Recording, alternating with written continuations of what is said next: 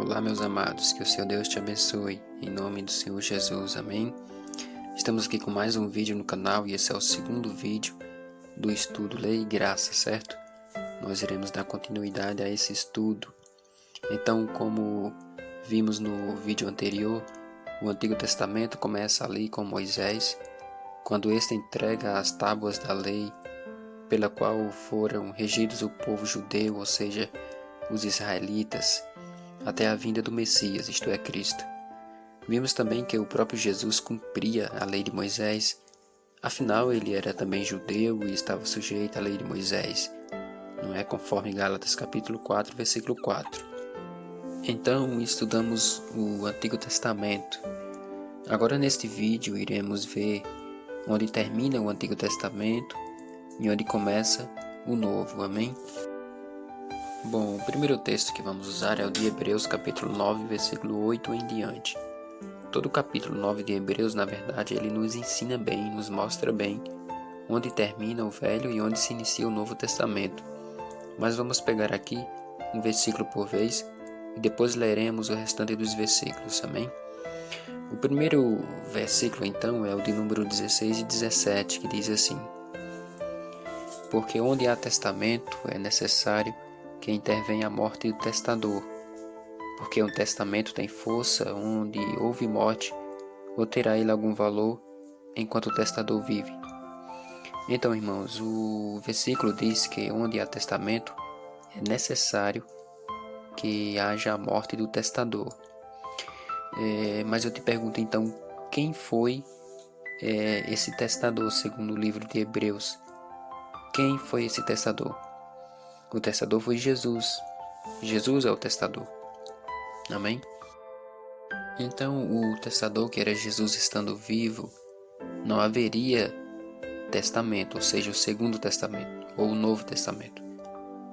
O versículo diz que é necessário que o testador morra, para que então haja um novo testamento.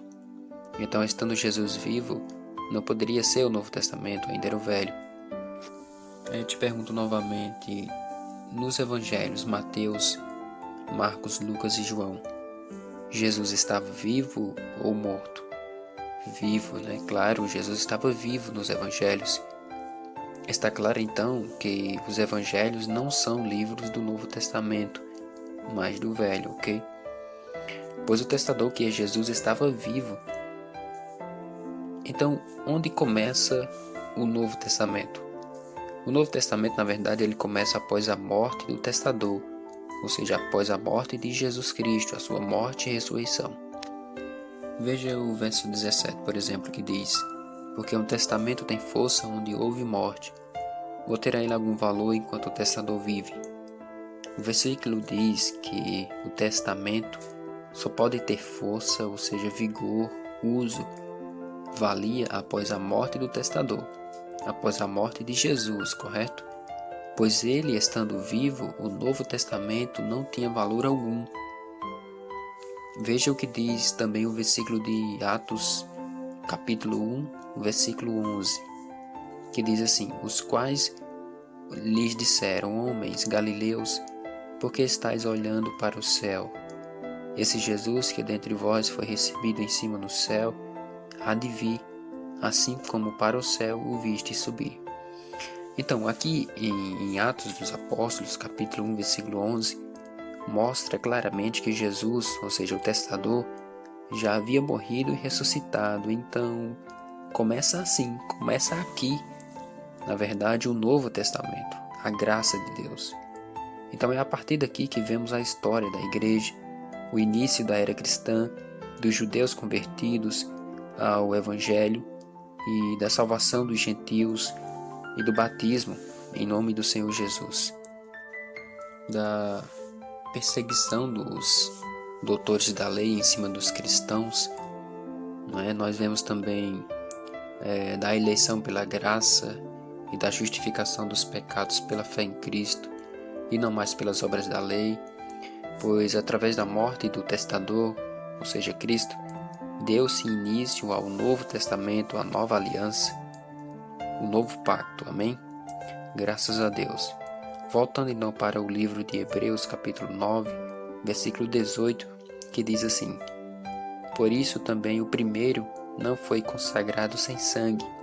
Ou seja, o Primeiro Testamento, a lei, foi consagrada com sangue, assim como também o Novo Testamento, a graça, seria consagrado com sangue, mas só que desta vez com o sangue do Messias, com o sangue de Jesus, o Cordeiro de Deus. Pois só poderia ser consagrado o Novo Testamento com sangue. A Bíblia mesma diz que sem sangue não haveria remissão de pecados. Veja aí o versículo 22 de Hebreus 9. Ok? E só uma observação aqui, meus amados. Muitos líderes, pastores, estão ensinando o povo a guardarem mandamentos da lei, simplesmente porque nos evangelhos, Mateus, Marcos, Lucas e João, Jesus mandou os judeus fazerem, mas nem tudo que Jesus ordenou nos evangelhos é para a igreja. Algumas coisas foram ditas para os judeus, certo? Por quê? Porque no tempo em que Jesus estava na carne como filho aqui na terra, ele precisava cumprir com a lei de Moisés e logo ensinar e mostrar como se deveria guardar a lei de Moisés. Então ele veio e cumpriu, como ele mesmo falou, eu não vim destruir a lei, eu vim cumprir. Então ele pregava a lei de Moisés, então ele tinha que mandar aquele povo judeu que estavam debaixo do jugo da lei, ele mandou que eles guardassem a lei de Moisés. Jesus não poderia de forma alguma ir contra alguns dos mandamentos da lei, pois se ele fizesse isso, ele seria um transgressor, assim como qualquer um daqueles homens. Tá certo? Então, Jesus veio, cumpriu a lei, pregou aos judeus, foi rejeitado por grande parte deles, morreu e ressuscitou para nos trazer a salvação pela fé no seu sacrifício santo e perfeito. Então, o Novo Testamento começou a partir de Atos dos Apóstolos e foi pregado e ensinado pelos apóstolos e pelos discípulos até os dias de hoje. Nas epístolas encontramos sempre a revelação da graça de Deus para nossa salvação. Ao ler as epístolas, você verá com certeza inúmeras vezes Paulo e os demais discípulos e apóstolos orientando tanto os judeus quanto os gentios a não viverem mais segundo a lei de Moisés, segundo os costumes e as tradições da lei, pois esta já foi cumprida em Cristo. E que a salvação não é através das obras, mas através da fé pela justificação dos pecados, através do batismo no seu nome. Então a vinda de Jesus Cristo nos trouxe o direito do perdão e da salvação pela graça. Veja o capítulo 8, versículo 12 e 13 de Hebreus, que diz: Porque serei misericordioso para com suas iniquidades e de seus pecados não me lembrarei mais. Dizendo: Nova aliança, envelheceu a primeira. Ora, o que foi tornado velho e envelhece, perto está de acabar.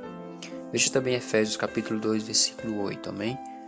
Então, ao vir e cumprir toda a lei e morrer em nosso lugar, Jesus derrubou a parede de separação, isto é, a lei dos mandamentos com as suas ordenanças. Isso está em Efésios capítulo 2, versículo 14. E na sua morte ele nos fez povo seu, nos reconciliando com Deus. Veja o versículo 16, também de Efésios capítulo 12. E assim, não é mais judeus, nem gregos, forasteiros ou gentios, pois na verdade todos nós, através de Cristo, somos salvos, amém? Somos um só povo em Cristo Jesus. Bom, eu espero que vocês tenham gostado, que vocês tenham entendido, não é? Essa segunda parte do vídeo, onde nós estamos continuando aí o estudo a respeito da lei e da graça, tá certo?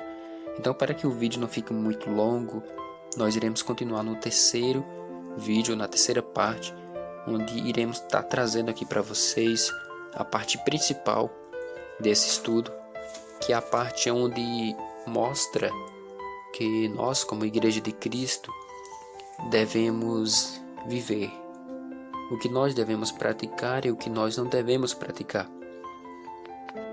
Nós, como a Igreja salva em Cristo Jesus, o que nós devemos guardar e o que nós não devemos guardar. quais são as orientações de Paulo e dos apóstolos à Igreja de Cristo. Eu tenho certeza que você vai se surpreender muito com essa terceira e última parte do estudo, amém? Então que o Senhor Deus te abençoe e te guarde, em nome do Senhor Jesus.